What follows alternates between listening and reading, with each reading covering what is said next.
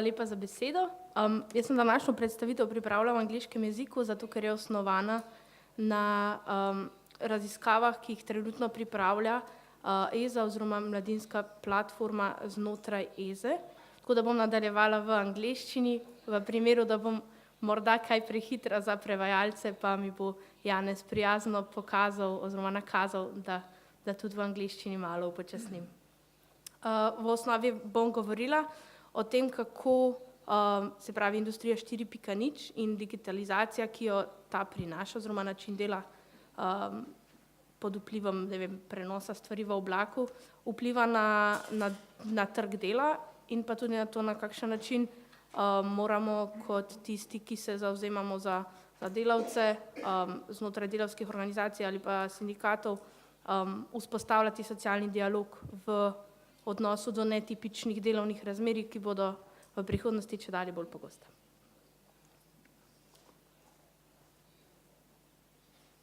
Okay, so to switch to English. So one way for employers and employees to negotiate about sharing digital dividends and to assess the dangers stemming from digitalization-induced change at the workplace is to engage in the interest groups involved in social dialogue. Indeed, against the vast impact which digitalization increasingly has on work, the question of when and for which purpose new technologies are introduced at the working place and to whose advantage these technologies are introduced could and should be subject for discussion in social dialogue.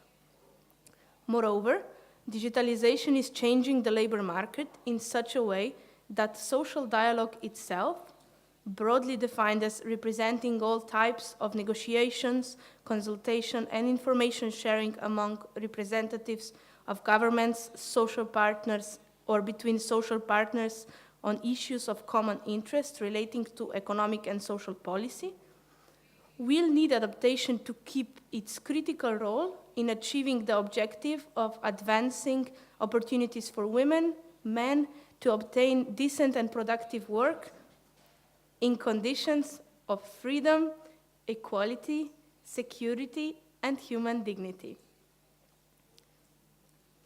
Working in a highly automated digital hybrid processes impacts the institutional features of the social dialogue system in Europe, being firstly, as you can see on the slide, centralized and strong organizations on both sides. Secondly, a relatively centralized and coordinated form of collective bargaining. Thirdly, the involvement of labor at company level through mechanisms of information and consultation. And lastly, consultation of employees' organizations and trade unions on policies adopted in the socio-economic field by different governmental levels.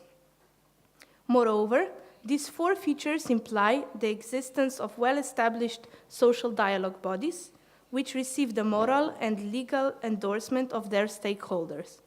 These bodies, called social economic councils, have a long-standing character and can openly discuss any relevant social economic subjects and are based upon the basic foundation of recognizing one another as dialogue partners.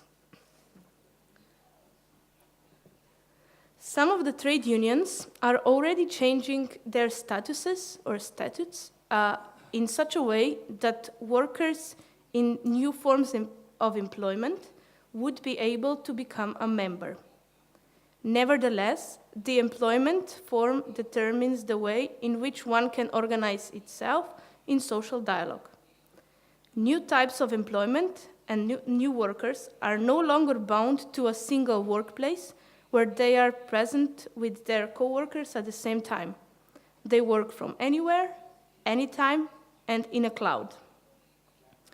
For workers on collaborative platforms, the practical possibility for associating with their peers is reduced for several reasons. Their willingness to cooperate appears to be low given the huge competition between them and because exercising their collective rights should have a negative impact on their reputation, and could lead to those workers being excluded from the platform. All of these changes invoked by digitalization pose challenges for the development of centralized and strong organizations to engage in a relatively centralized and coordinated form of collective bargaining. Moreover, it is increasingly difficult to involve labor at company level when the company structure per se is evolving towards a network-based organization, employing core staff and hiring different kinds of services or outsourcing particular assignments.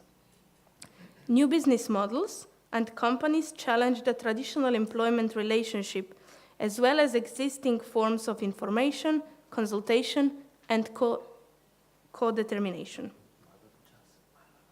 Okay. So to sum up the last part, new digital automation techniques are causing an individualization of labor relations. So it is me or individual versus my employer directly, skipping the trade unions. In addition, trade unions have also kind of a history of seeking how to exclude flexible workers from the labor market as a way to defend the dominant status of permanent contracts, so to protect more employability through permanent contracts. And finally, the changes in the first three preconditions also impact government's consultations with social partners on socio-economic policies.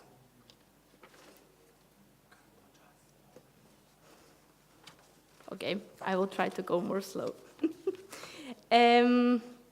So talking about new challenges in the labor market, one of the most important things taken from the perspective of future workers is the fact that atypical employment statuses, so workers without a standard employment contract, will be most probably more frequent.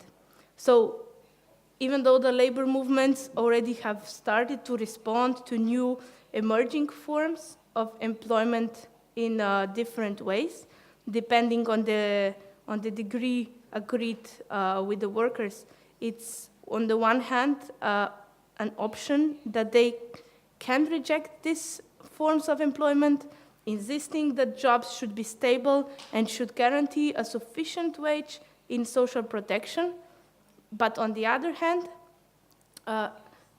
forcing or insisting on recognition of existence of new forms of employment and necessary development strategies. However, from the previous experiences and also the research we did at ESA, the labor movement often opted for the first option. So rejected the new forms of employment and insisted on the fact that the jobs should be stable and persisting on permanent forms of contracts. Because of the analysis done and also of the realities in different countries, more flexible forms of employment were considered to be a threat to the secure, full-time, permanent, standard employment relationships to which also European labor movement was connected, and that the adapting to the new forms of employment could really be an attempt to exclusion of permanent forms of employment from the current labor market.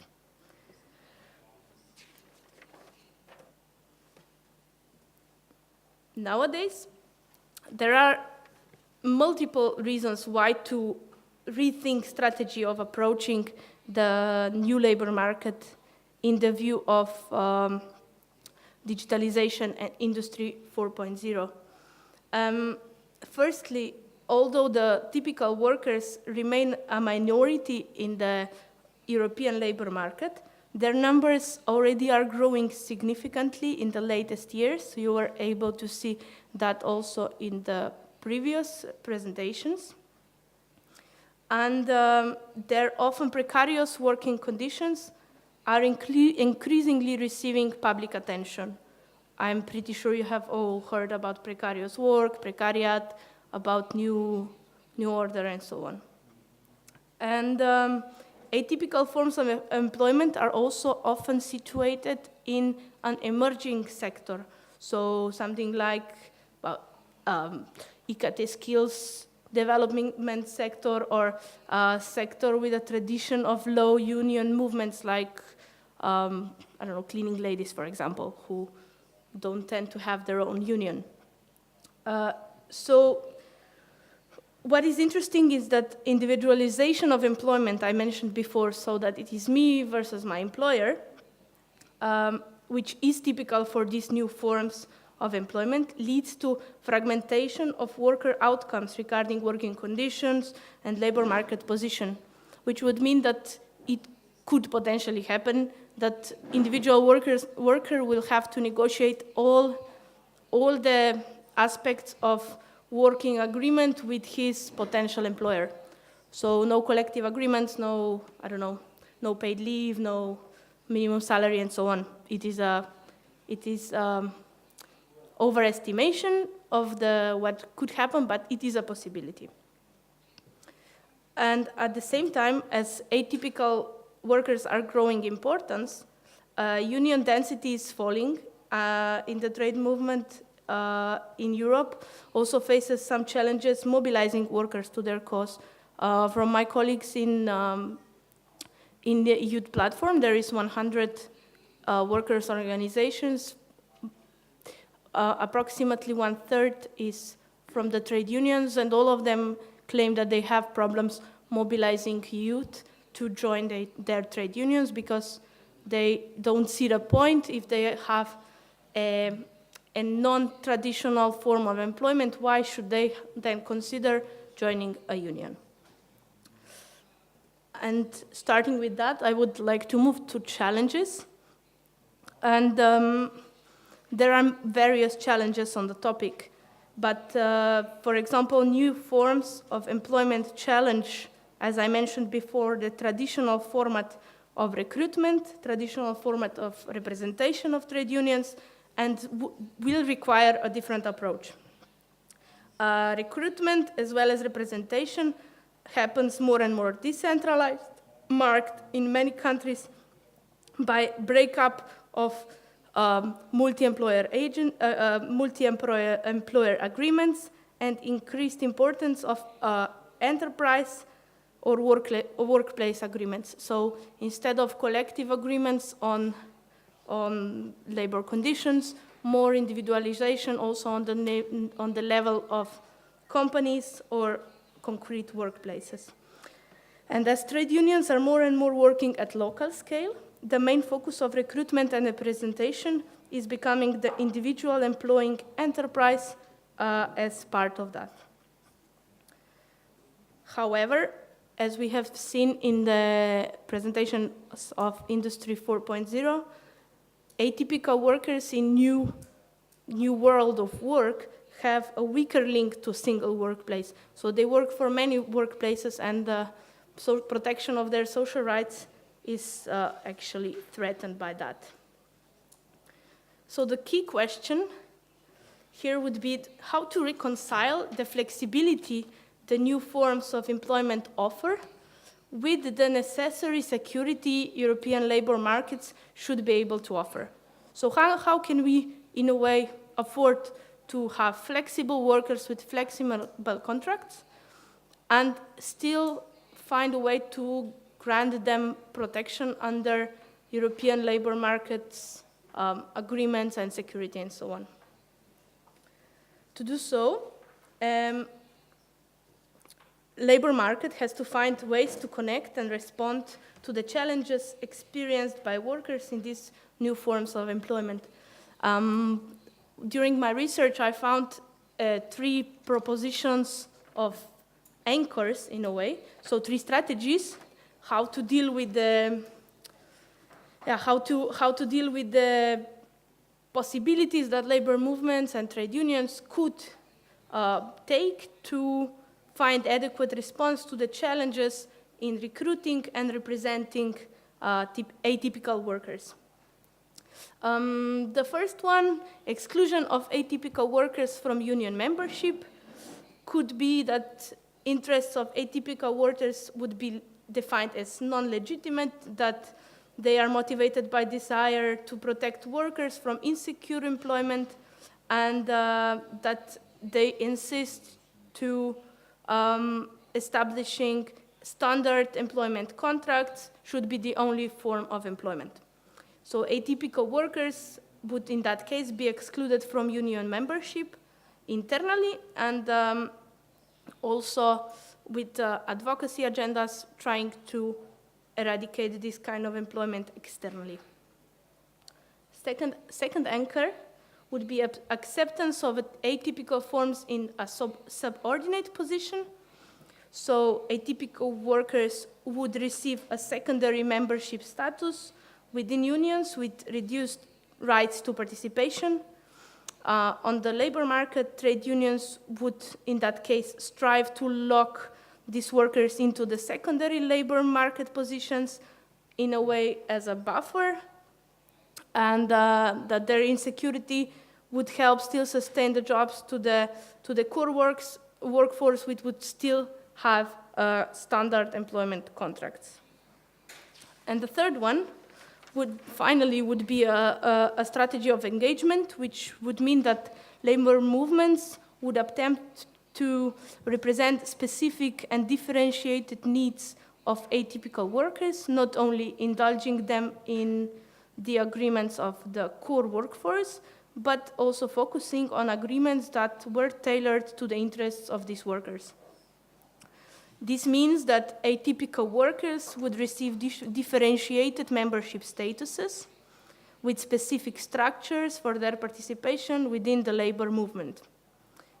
The strategy could reflect also in external representation of these workers, where focus would lie on legislative and bargaining policies that are responsive to the particular needs of atypical workers. For example, helping them with, ensuring facts and welfare law, being responsive enough to their insecure status in the labor market and so on, providing counseling and so on. The interest in that last anchor would be considered equivalent but divergent, so the same but not the same. So solidarity based not on uniformity, but on multiformity.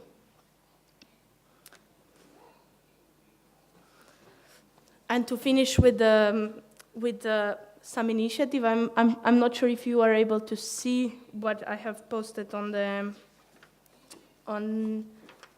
board, but I think it's visible. So there is a table that represents differences in union activity.